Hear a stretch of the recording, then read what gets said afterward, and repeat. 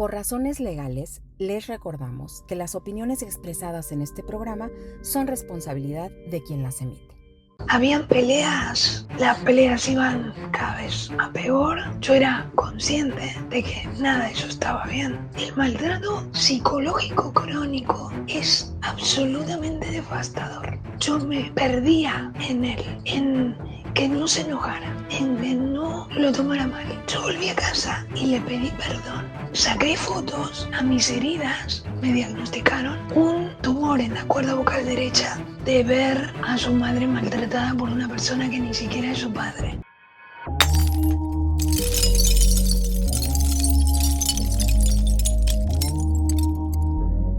Hola amigos, ¿cómo están? Soy Loreta Valle y les doy la bienvenida a un episodio más de RDR, Relación de Riesgo. El día de hoy tengo, como siempre, una mujer fuerte, grandiosa, resiliente, echada para adelante. Ella es Verónica González. Verónica, yo les quiero decir que tengan un poquito de paciencia, por favor. Verónica tuvo cáncer.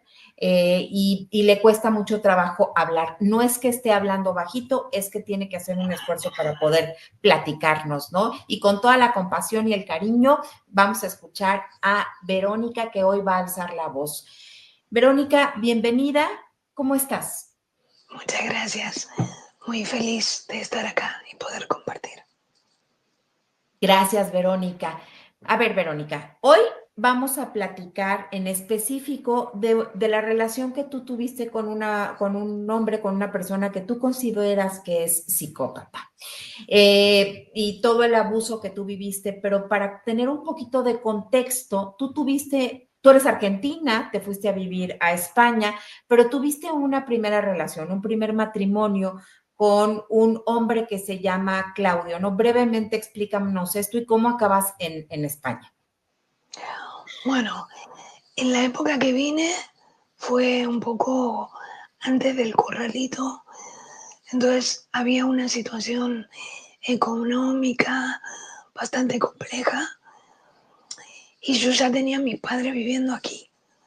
Entonces la idea fue, vine primero, luego vino Claudio y yo ya estaba establecida, tenía un piso donde alquilaba, había conseguido trabajo. Entonces vino él, yo tengo nacionalidad española, él, aunque tiene abuelos italianos, no tenía nacionalidad. Nunca fue importante el matrimonio, sino la convivencia, ¿no? El estar bien juntos. Entonces, cuando vinimos acá, sí nos casamos para que él pudiera trabajar. Entonces, estuvimos juntos prácticamente hasta el 2010, que ahí nos separamos. Ok, pero entonces, a ver, para que a la gente le quede claro, tú tuviste un matrimonio, relación formal o como le quieran llamar, de 14 años con Claudio. Y Sí, producto de esa relación tienes dos hijas, que son Antonella, que hoy tiene 21 años, y Martina, que hoy tiene 17 años. Y te sí. divorcias de Claudio por incompatibilidad de caracteres, o sea, no pasa nada grave, ¿no? No pasa nada grave. Aparte de hoy mismo tenemos una relación preciosa. Bueno, entonces, te divorcias y ahora sí de lo que vamos a platicar. ¿Conoces a José en un gimnasio? Cuéntanos. Sí, yo vivía sola, era una época, bueno, con mis dos hijas. Tenía mi casa, eh, mi trabajo, las peques estaban creciendo, tenía proyectos. Era una etapa bonita, la recuerdo como a pesar de la separación que fue dura. Y bueno, yo en ese momento empecé a entrenar en un gimnasio con la expectativa de aprender defensa personal. Entonces en ese gimnasio lo conocí a José, que es el padre actual de mi hija pequeña. En ese momento yo tenía casi 40 años, él era más joven que yo, 9 años menos. Y aunque a nivel, digamos, atracción física no hubo en un primer momento, sí me fue como atrapando la forma de tratar, ¿no?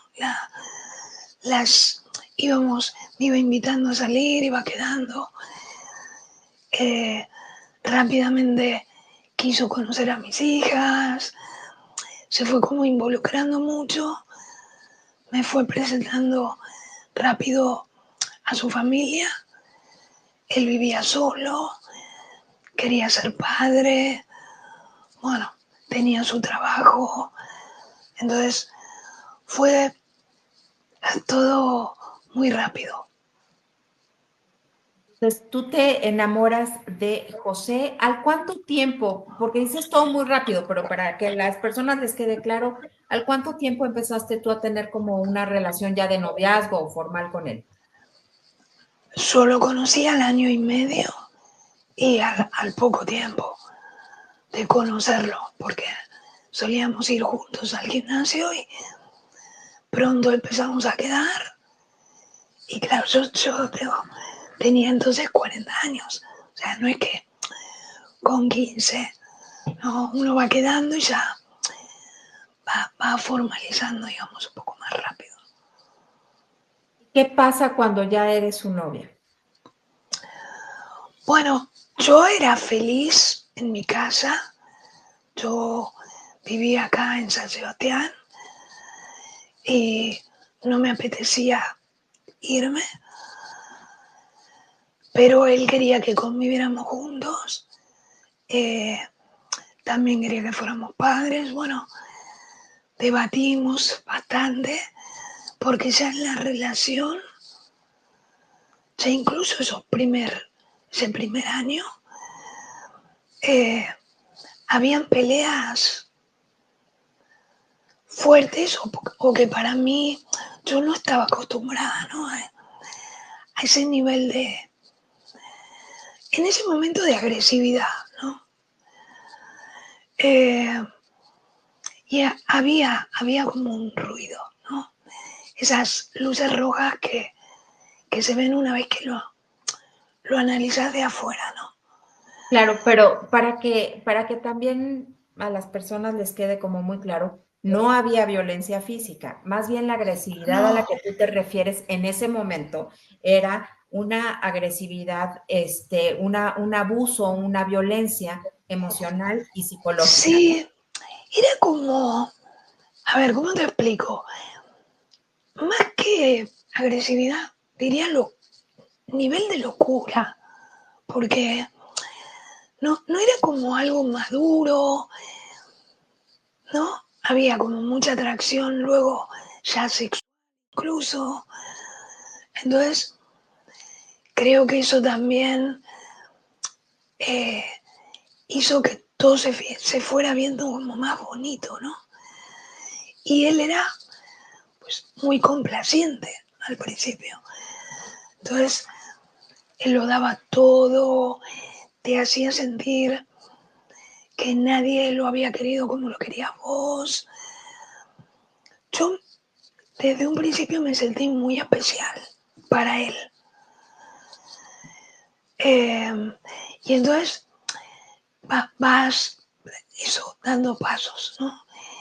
Y luego cuando lo ves ya tan integrado, que él cree, te hace sentir que te acepta a vos y a tus hijas.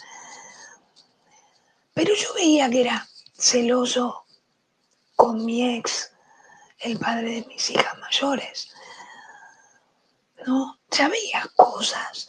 O, o que de repente te echaba en una pelea de su casa.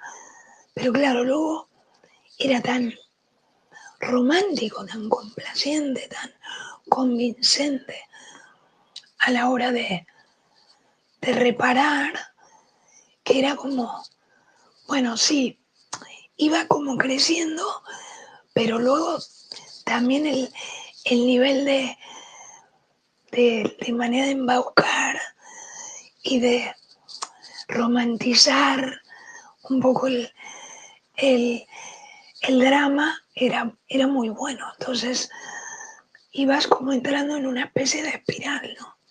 Sin darte cuenta. ¿Y qué más sucedía después? O sea, él te empieza a embaucar, tenían una relación intermitente, pleitos, reconciliaciones y todo esto te fue enganchando. Sí, sí. Yo me di cuenta, un día escuché, porque parte de mi conciencia se fue despertando ya mal, muy tarde, ¿no?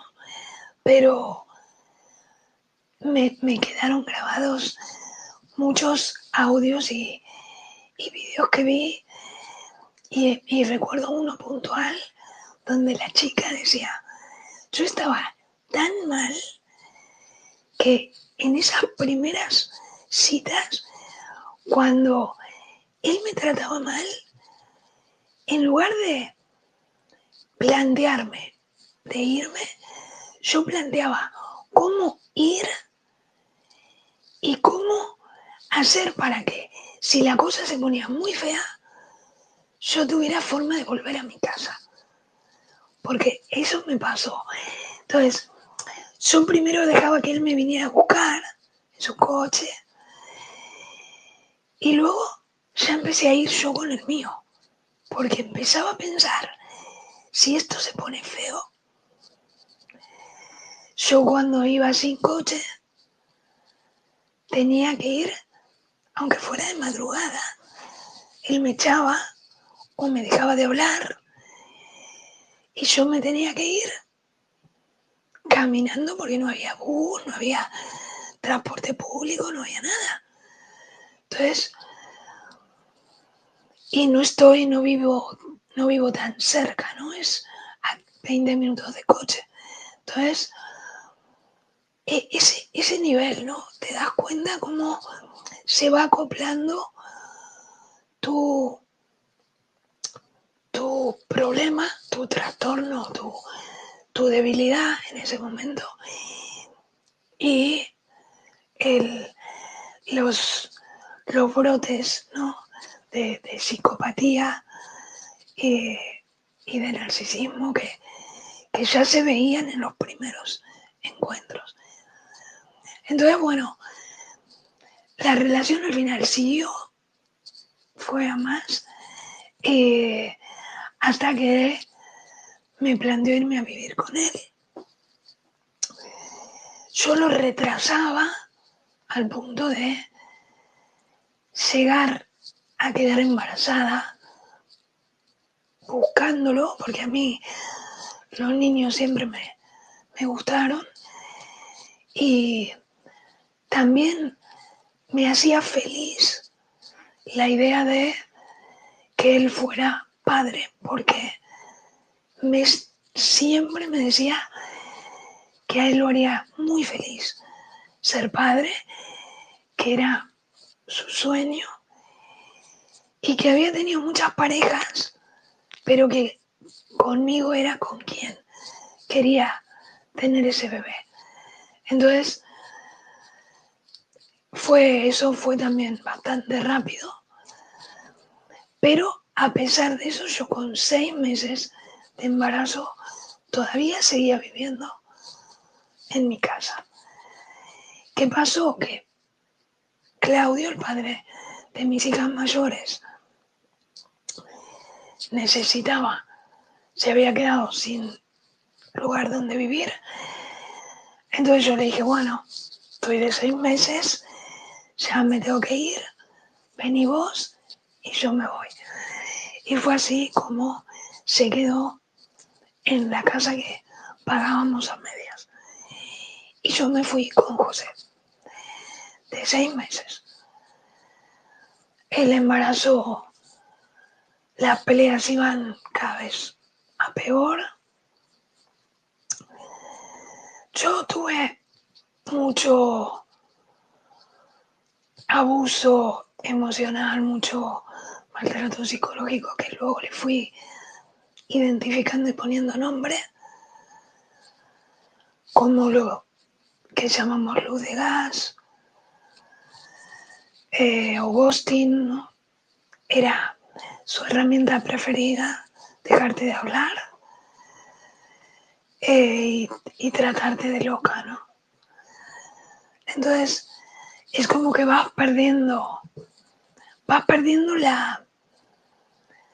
la conciencia de, de tu propia certeza, ¿no? De tu propia estabilidad. Entonces tuvimos episodios bastante fuertes ya de empujones, de peleas donde hay una que marcó profundamente a mis hijas mayores. Él generaba discusiones y amenazaba con irse de casa, ¿no? Dejarme ahí sola a cualquier hora. Entonces cogía su coche y se iba. Y en una de esas yo cogí la llave, ¿no? En plan, no te vas a ir, ¿no?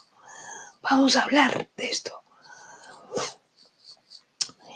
Y la discusión fue a más, pero cuando yo agarré la llave, claro, él es policía, entonces sabe perfectamente de llaves, ¿no? De cómo hacer llaves de jiu-jitsu. Practicaba entonces MMA, que es artes marciales mixtas, ¿no? Entonces,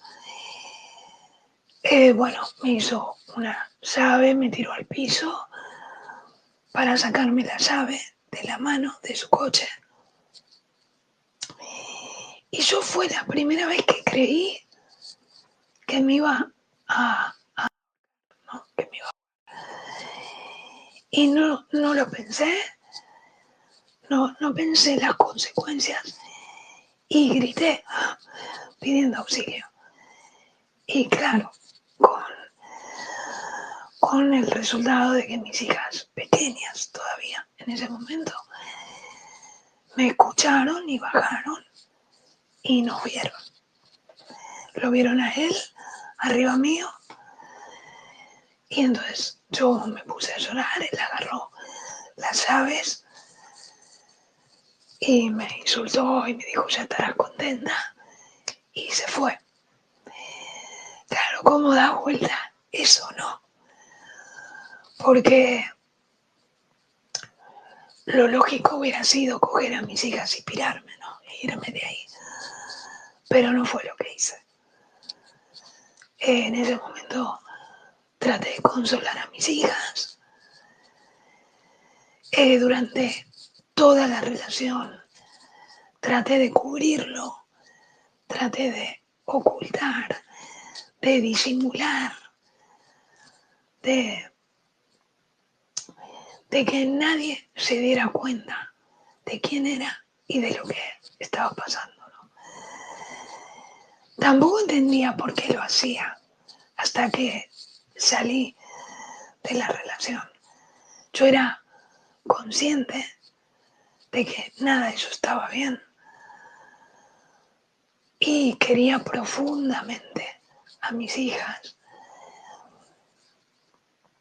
De hecho,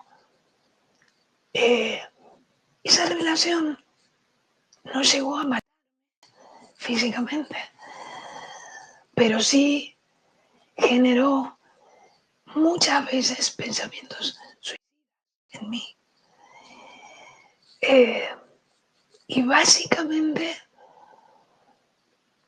creo que el 90% fueron justamente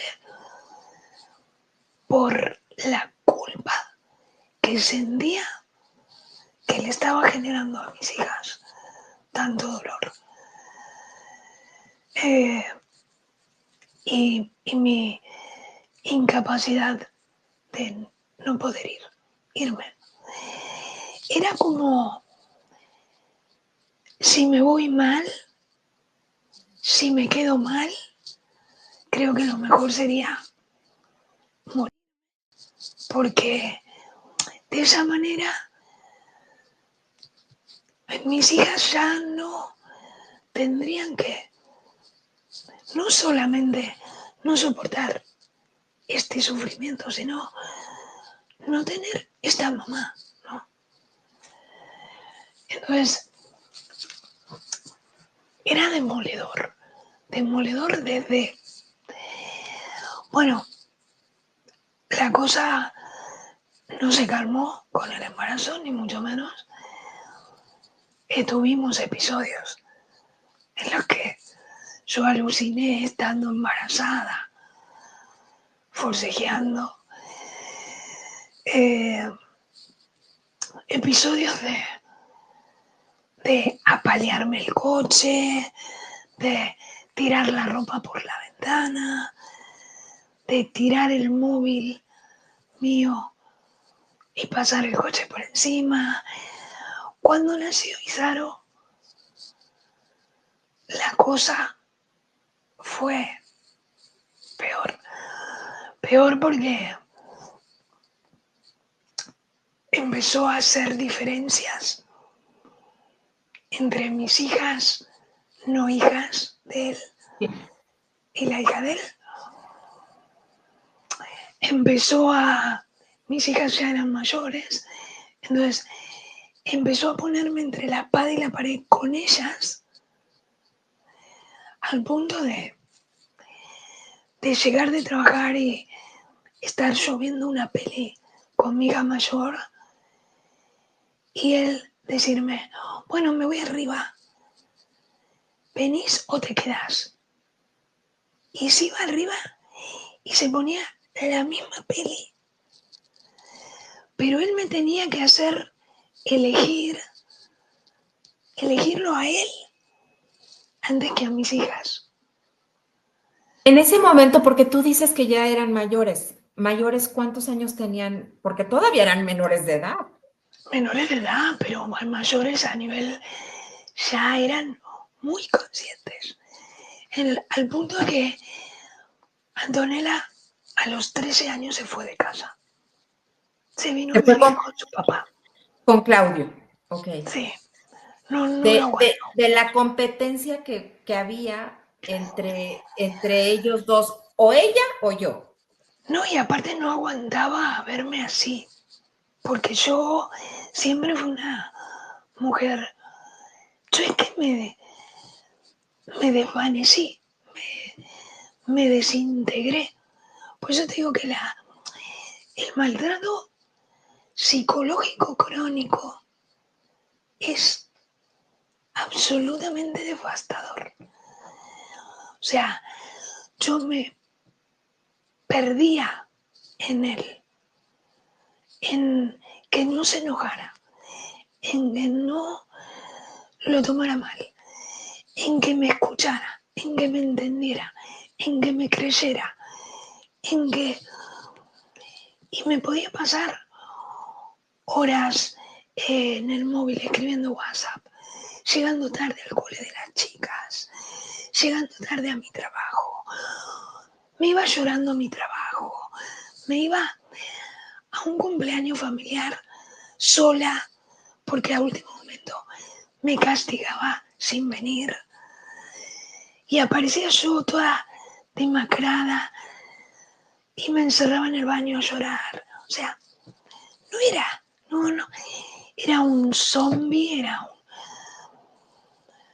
tremendo, no era para mí, pero no era para mis hijas. No. Entonces, Antonella no pudo más y se fue. Porque en el interín sí rompía y me iba y me venía a buscar. O sea, tú Eso te regresabas a la casa donde vivía Claudio. sí, tengo recuerdo. Yo regresaba a donde me dejaran, ¿no?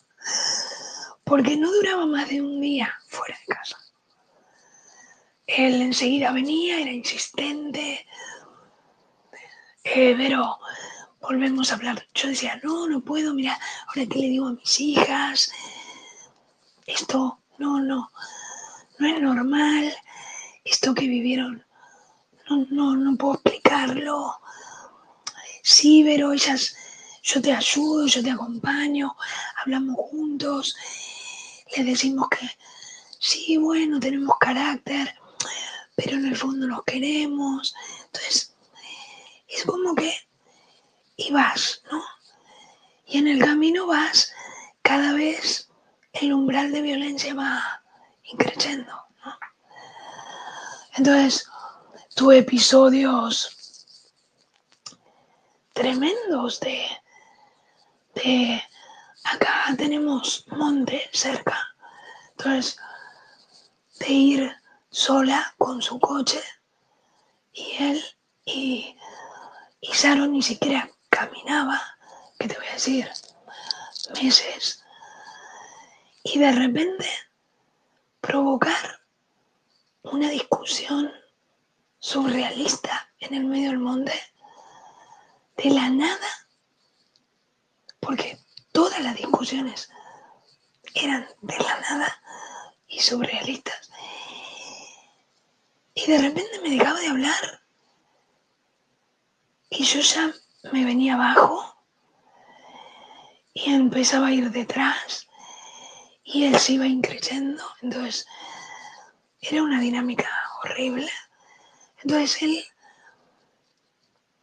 cogía el coche y decía, bueno, no me hables, no te quiero escuchar, me vuelvo a casa. Entonces yo le decía, no, a ver, recién llegamos, no pasó nada, o sea, vamos, dejamos de hablar, pero vamos a seguir el plan. Claro, era su coche. Y entonces lo ponía en marcha y me decía, ¿subís o me voy? Claro, yo las primeras épocas, él me venía a buscar. Yo no subía y él venía. Las siguientes no venía, entonces yo subía. Pero las últimas ni venía y yo decía, yo tenía como un, no subas, no voy a subir. O sea, no me voy a ir. Entonces, de repente se fue a un monte, pero pleno verano, que era hiper larga la bajada hasta la ciudad. Yo estaba con Misaro en mochila. Solo me dejó con la nena, bebé, y mi móvil. Se llevó el coche, mi bolso, la plata, todo. Cuando le escribo, no me contesta. Lo llamo, no me atiende. 35 grados, dije. Pues tendré que bajar andando. Bajé andando. Me crucé toda la ciudad. Para todo esto, seguía hablándole el missing. Llego a una estación de bus, de autobús, con el bebé, toda sudando, muerta, sin cartera. Le pido si me presta dinero a un pasajero. Subo. Nuestra casa quedaba también alejada. O sea, era para ir en coche. No me vino a buscar al bus. Sigo con Isaro caminando de donde me deja el bus hasta la casa. Llego 3 horas después y él riéndose, comiendo palomitas, viendo la tele. Me dice, ¿te pensabas que yo te iba a ir a buscar? Entonces, episodios como esos, ya lo último, viendo el grado de locura y de violencia, imagínate que hubo episodios donde Isaro todavía no caminaba, la sentó en la mesa de la cocina, me agarró a mí así, me llevó a rastras al salón y la nena, por los gritos, empezó a gritar, a llorar. Pues imagínate, no tenía ni un año, pero todo eso está acá, ¿sabes? Y luego episodios de irme yo, cogerla, querer subirla al coche y él tirar del brazo como si fuera un muñeco, ¿sabes? O sea, entonces llegó un punto, hubo un día, muy poco antes de que todo acabara, que era tal el grado de locura, de forcejeo, de que yo dije, yo no voy a dejar a Isaro, ¿sabes qué? Presencia más físicamente en todo esto. Entonces la dejé viendo los dibujos y yo agarré mi coche y me fui. Porque dije, ¿querés la casa? ¿Querés el coche? ¿Querés la nena? Vale. Y me fui. Él la puso al teléfono, la nena llorando, mamá volvé, tal. Y volví. Pero ese día yo hice clic, empecé a hacer clic, porque ese día él la usó para que yo volviera. Pero cuando yo llegué, ella ya tenía casi 2 años y salió caminando, no me voy a olvidar más, llorando y me dijo, ¿dónde te fuiste, mamá?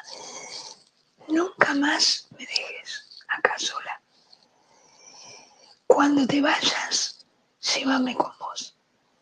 Y a partir de ahí dije,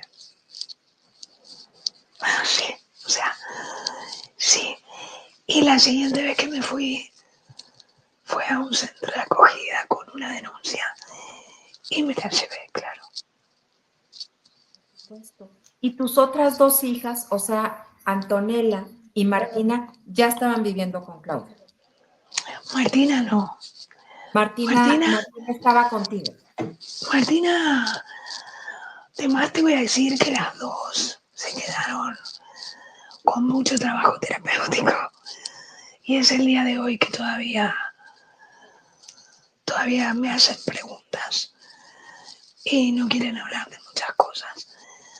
Pero Martina se quedó porque eligió el rol de cuidadora. No sé si de mí, pero sí de su hermana pequeña. Porque cuando teníamos peleas y habían gritos, y Saro le decía a su hermana que tenía miedo de que su papá me hiciera algo, Martina la protegía y le decía que no, que yo no iba a dejar que eso pasara. Entonces cuando puse la denuncia y entré al centro de acogida, sí le di la opción a Martina de que volviera con su papá, pero ella no quiso.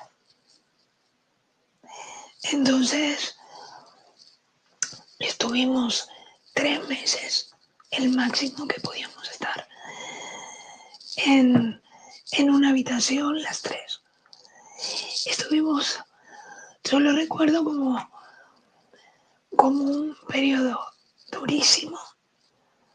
Siempre me acuerdo de la peli La vida es bella, porque era como que era un entorno de terror, era una norma como en la cárcel, ¿no? horario de entrada, horario de salida, había que cocinar, había gente de todo tipo y había toque de queda, tenía que terapeuta, sesiones con servicio social, con la asistenta, con la hipervigilada, y el otro haciendo barbacoa con sus colegas policías en su casa de 3.000 metros cuadrados de jardín. Entonces, claro, yo me acuerdo mirar por la ventana con mis dos chicas, todo en mi cuarto, ¿sabes? Con paneles de visualización, con saumerios, con plantas, con lleno de fotos bonitas, contando cuentos. Yo ahí traté de amortiguar, siempre lo intenté, pero bueno, ahí sobre todo. Y ahí Martina eligió quedarse. Y Saro tenía, ya te digo, 2 añitos, muy pequeña. Y luego de ahí pude hablar con Claudio y conseguí volver a mi hogar, que es el que, de donde te estoy hablando, del que nunca me quise ir, pero la vida me tenía preparado este aprendizaje. Okay. Y bueno, ya te regresas a esa casa, a ese hogar, ya te pones a salvo, ¿no? Pones a salvo a tus 3 hijas, que qué bueno que tú reconozcas, y quiero resaltar esto, Verónica.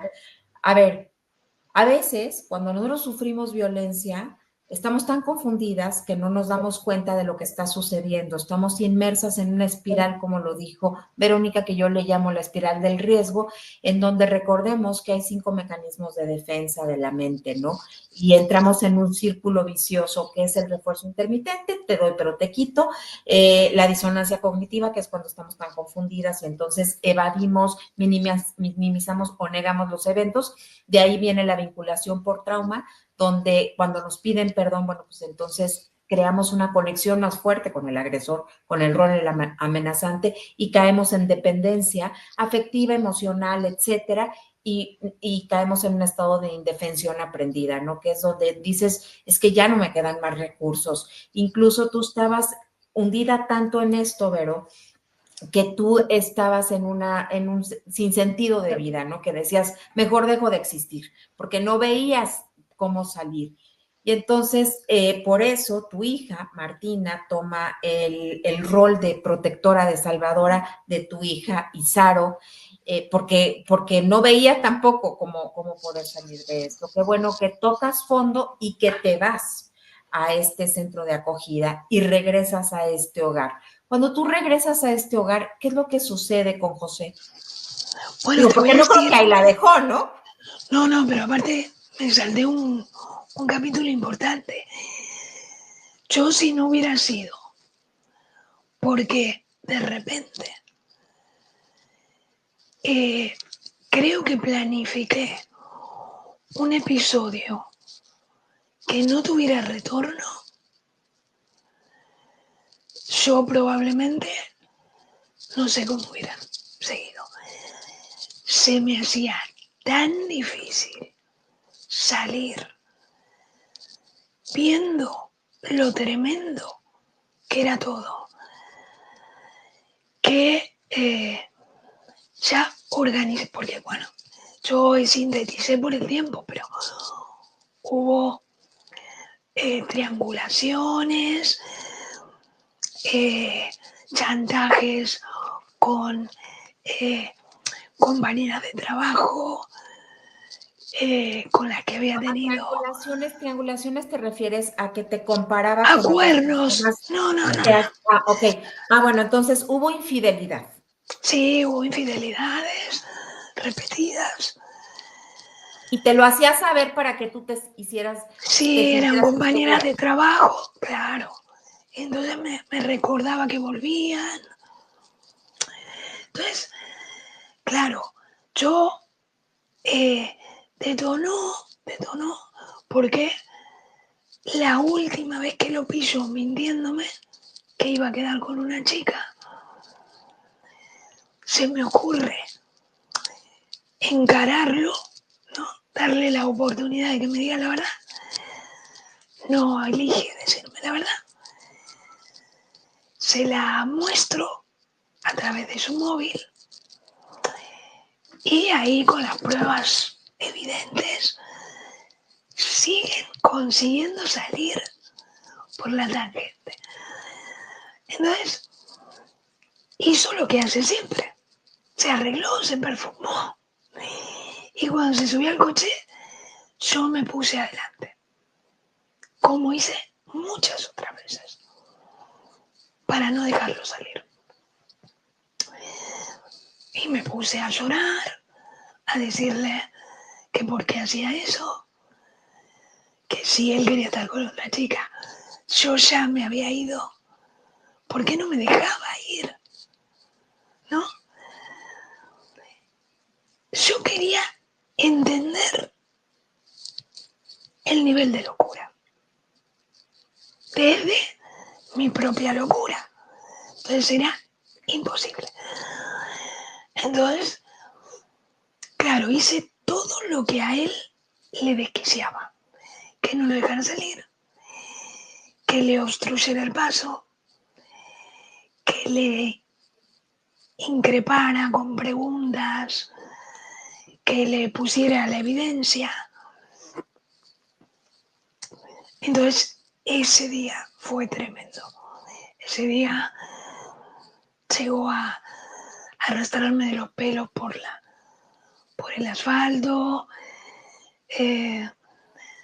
Me volvió a hacer. Ahí sinceramente creí que me iba a desvanecer. Al punto que entró todo esto con Isaro dentro de casa con 2 años, viendo la tele. Entró a cambiarse la ropa de lo que había sudado peleando conmigo. La cara roja, las venas. Y yo diciéndole, José, soy la madre de tu hija. O sea, se te fue la cabeza. Él llegó a escupirme, a decirme, bueno, puta, lo más pequeño, ¿no? Que le daba asco.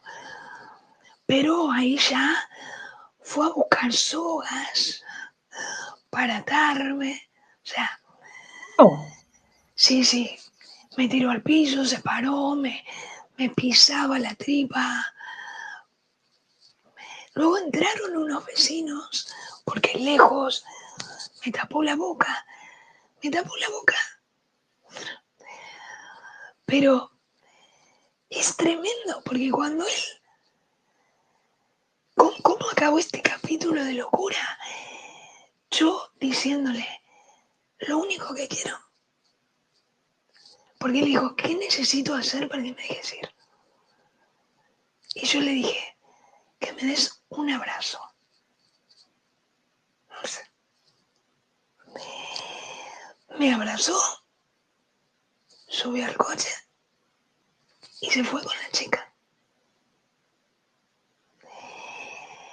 Y yo, con las marcas, los pelos, la uña que luego se me cayó, en lugar de ir al hospital del vecino, yo volví a casa y le pedí perdón.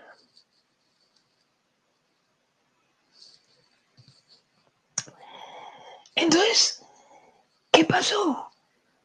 Que yo, a pesar de haberme sacado fotos, porque sí había una parte sana que todavía cuidaba de mí, ¿no? Entonces, en ese momento saqué fotos a mis heridas, pero cuando yo le confesé esto a mi mejor amiga, que era la que acompañó todo mi deterioro y no pudo sacarme de ahí hasta ese momento, yo llamé a un teléfono de ayuda a las víctimas, pero estaba todavía tan mal, que llamé y dije, en realidad no sé por qué llamé, porque creo que no hace falta. Y una semana después se lo conté a mi amiga y mi amiga me dijo, pero se acabó.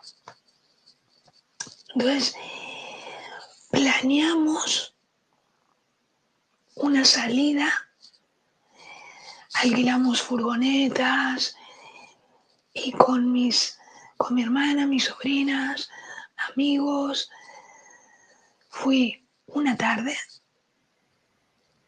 después de ponerla. En ese momento todavía no he puesto la denuncia. Fui una tarde, saqué todas mis cosas, porque él no me hablaba. Él me hacía, me dejó vivir ahí con él, pero él era el que había roto conmigo. Porque él me decía que yo lo había obligado a todo ese maltrato físico.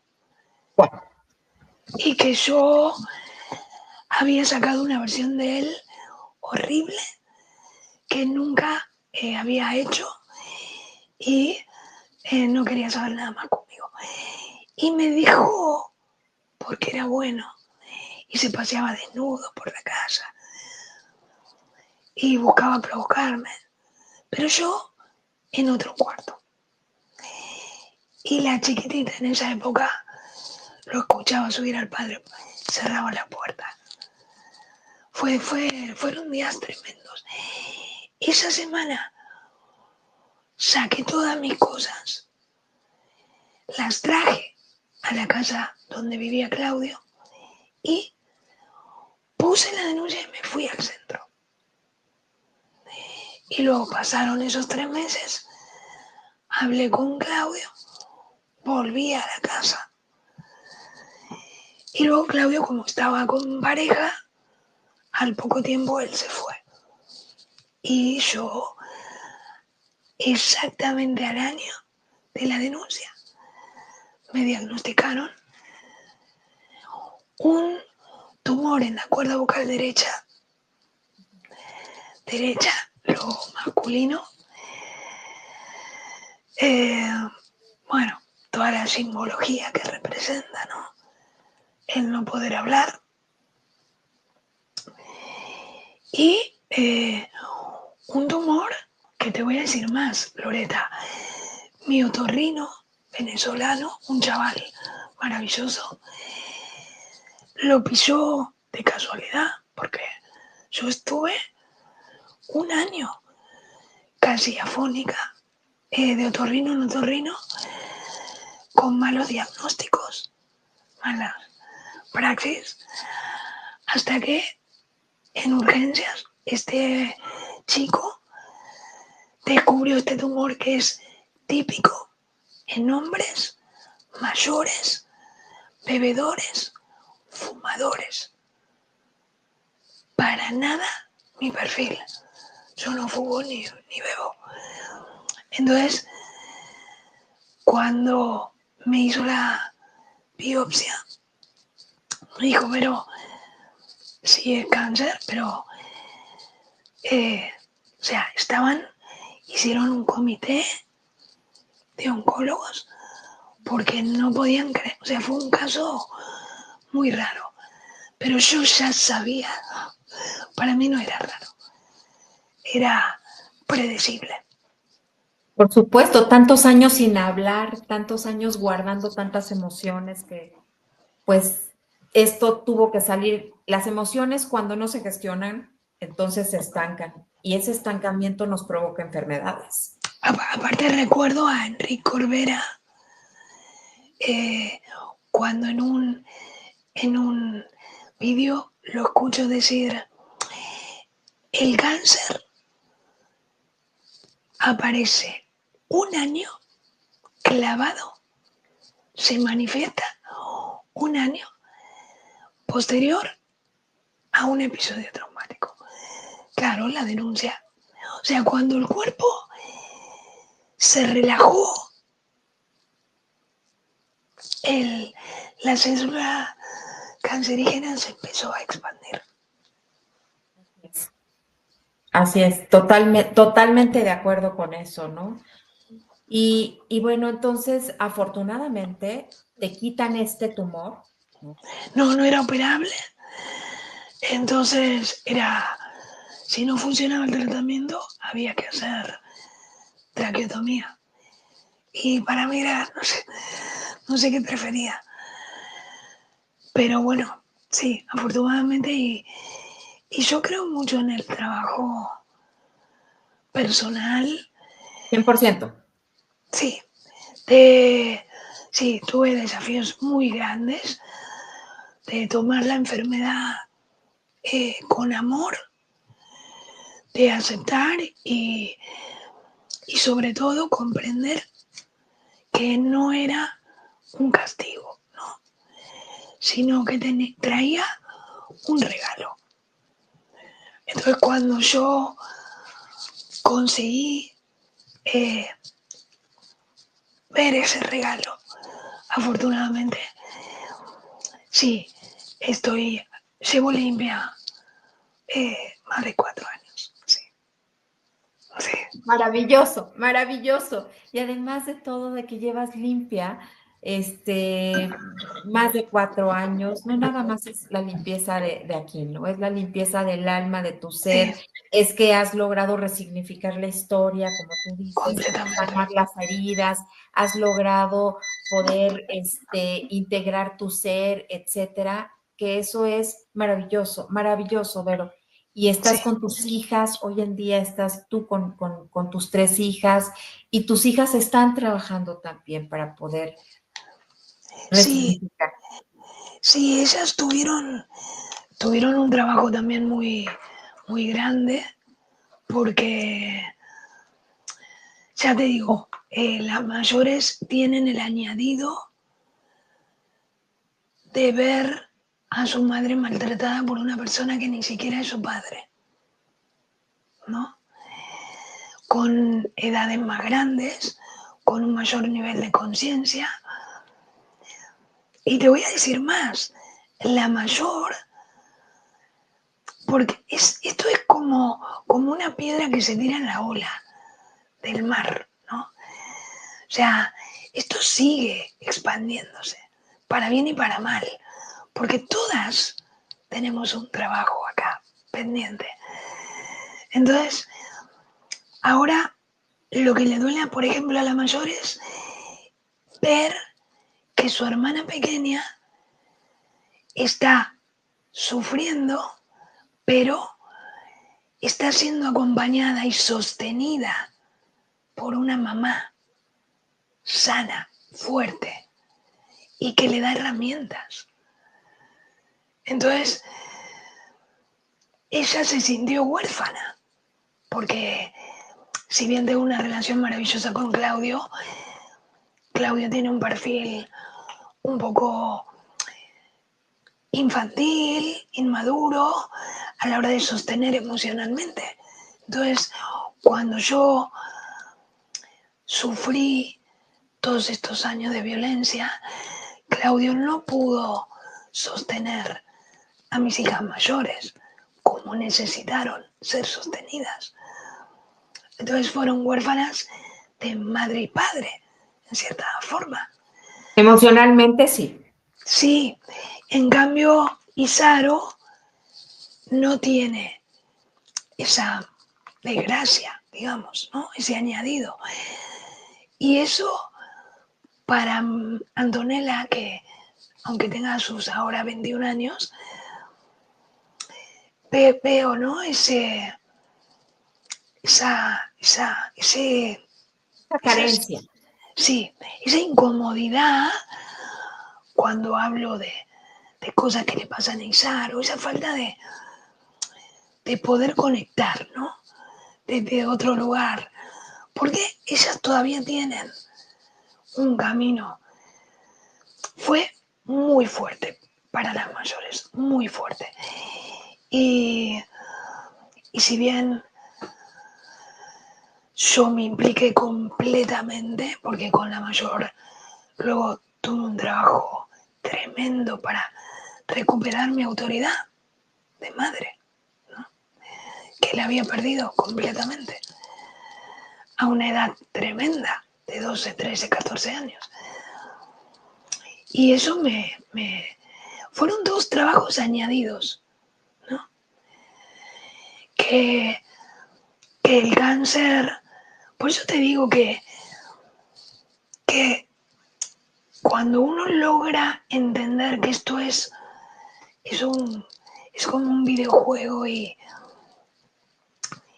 todo forma parte de un escalón necesario. O sea, yo siempre pienso y digo, si no hubiera vivido lo que viví con mis padres, no hubiera podido superar mi relación con Josu. Si yo no hubiera superado mi relación con Josu, no hubiera podido, José, no hubiera podido superar el cáncer. Si no hubiera podido superar el cáncer, no hubiera podido acompañar a mis hijas y no hubiera podido mantenerlas equilibradas en una vida relativamente en paz, con valores, con el reconocimiento de lo que no está bien y está bien, ¿no? Que esa es otra línea fina, difícil de gestionar cuando crías a una hija con un padre psicópata narcisista, ¿no? Del que no puedes hablar como tal, ¿no? Porque yo estoy en ese lugar. Yo todavía con Isaro, con 11 años, no puedo todavía blanquear muchas cosas, ¿no? Por su edad, sin madurez. Entonces, y por su todavía sometimiento del sistema a tener que convivir con él, ¿no? Entonces, ¿cómo le enseñas a protegerse desde que tiene 3 años? A enseñarle a saber identificar qué está bien, qué está mal, que no tiene que tolerar, que sí, ¿no? Es un hilo muy delgado y muy difícil también de gestionar.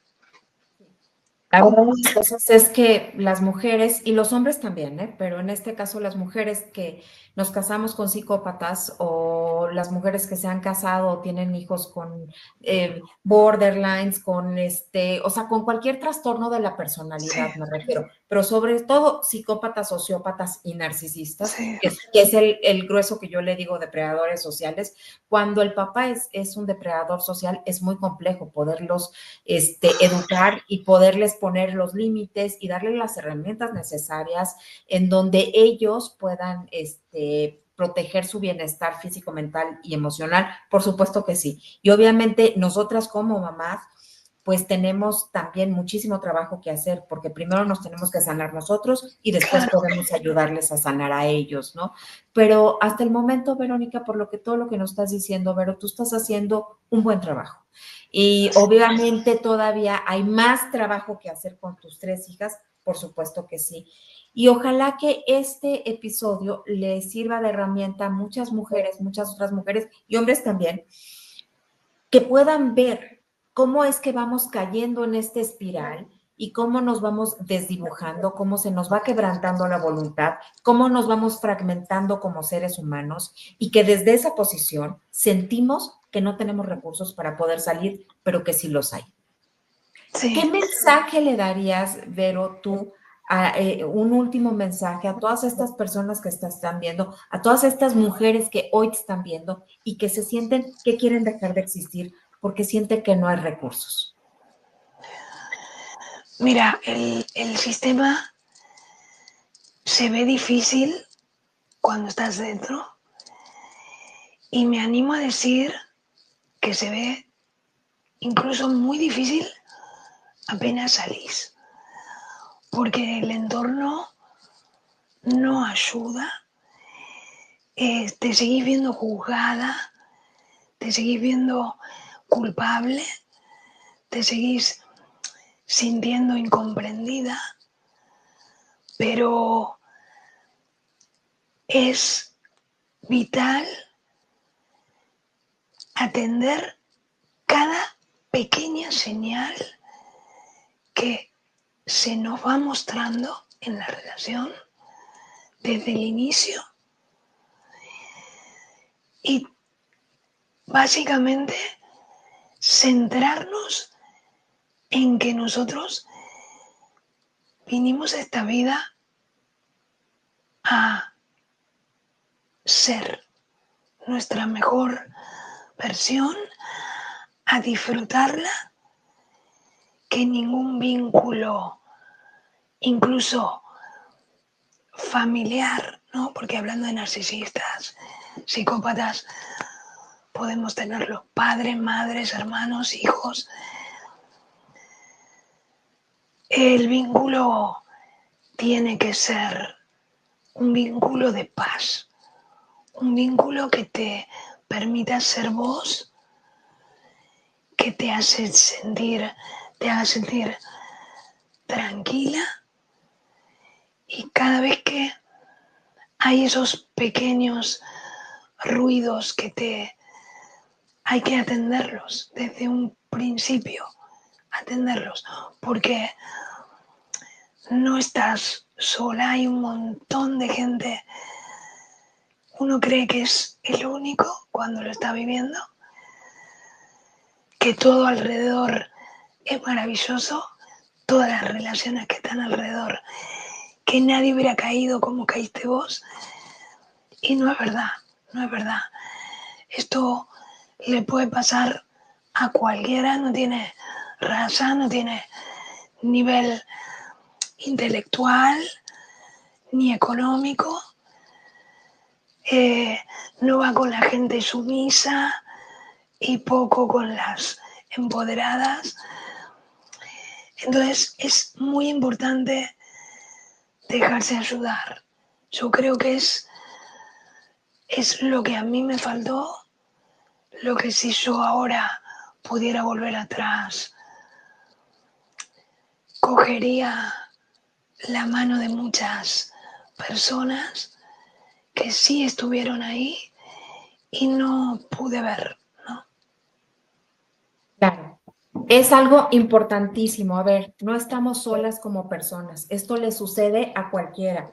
Y bien lo dijo Verónica, una de las características principales de las relaciones con depredadores o depredadoras sociales es que ellos nada más hacen relaciones utilitarias, nada más. O sea, te utilizan, te cosifican y después te desechan cuando ya no les sirves. Y te voy a desechar no necesariamente es físico. O sea, se pueden ir físicamente, sí, pero también te desechan, te descartan emocionalmente, ¿no? Puede ser física, mental y emocionalmente este descarte, como lo hacía con Verónica José, en donde la triangulaba con otras personas porque la quería volver loca, realmente, ¿no? O sea, el depredador social quiere trastornar tu mente porque se tiene que adueñar absolutamente de todo. Entonces, no estás loca como persona, sí está sucediendo, y esa confusión que tú tienes y ese aislamiento emocional, mental y físico al que has sido sometida, sí existe, sí es real. Entonces hay que ver más contenido como este, hay que educarnos, hay que informarnos, porque así como Verónica vio ciertos videos, ciertas cosas, leyó ciertas cosas que le hicieron clic, a ti también te pueden estar haciendo clic. Entonces, busca ayuda profesional, haz una red de apoyo para que puedas platicar con algún pariente, con algún amigo, con alguna amiga, porque basta con que alguien te diga, no estás loca, para que puedas recuperar poco a poco tu sentido de realidad, y eso es lo más importante. Pero muchas gracias por haber estado el día de hoy acá con nosotros. Gracias de verdad, por la confianza. Me congratulo contigo, me emociono contigo de que estás sana. Así va a ser y así seguirá siendo. Sí. Y espero que tú y tus hijas cada vez recuperen más este sentido de integración y que muy pronto las 4 puedan estar bien. Y a ustedes, muchas gracias por haber estado en este episodio. Te pido por favor que si todavía no te suscribes a mi canal, lo hagas, que compartas, que des like y que actives la campanita porque esto me sirve muchísimo. Gracias infinitas por ser parte de esta maravillosa comunidad de crecimiento, porque sin ti esto no sería posible. También te doy las gracias porque compartas y por todo el apoyo a todos los testimonios. Los quiero mucho. Recuerden que no normalicen la violencia porque la violencia no es normal y que en lo que no se habla es porque no existe. Así es que hay que seguir alzando la voz. Nos vemos a la próxima. Hasta pronto. Muchas gracias.